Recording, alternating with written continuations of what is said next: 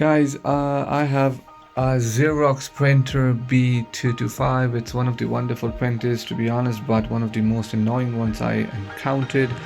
For whatever reason, you have to change the Wi-Fi password and you want to reconnect the printer. Technically, it is so annoying and frustrating that you can't even find a solution. Even videos from Xerox own channels cannot give you the solution. At least I couldn't find one. I struggled a lot, but finally I did crack it. It's like Sherlock Holmes cracked the case. So I just thought, why not share with everyone out there? Hopefully this video someday, even down the line, maybe many years down the line, help someone out there. So let's try to work it out. And just to show you the first steps, it is right now, you could see it is connected because I did connect it with the Wi-Fi, but I just want to show you how it's done. But if you say okay to it, you see this is the most annoying part. No login method. You cannot bypass it, you cannot do anything from it.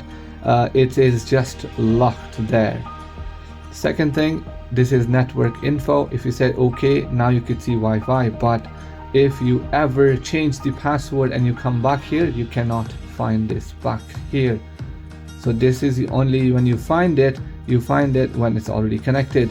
Now let's go to the other settings, and if you say okay here, and in the device and factory reset, okay, no, you're not allowed to go even there. So you can't even factory reset it, you cannot go back and connect the Wi-Fi again, you cannot do anything out of it, to be honest.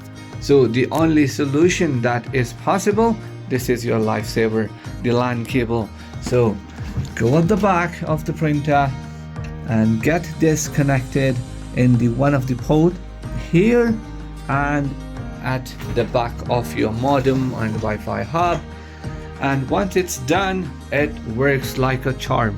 So come back here, and then here it will be automatically LAN and it will be connected.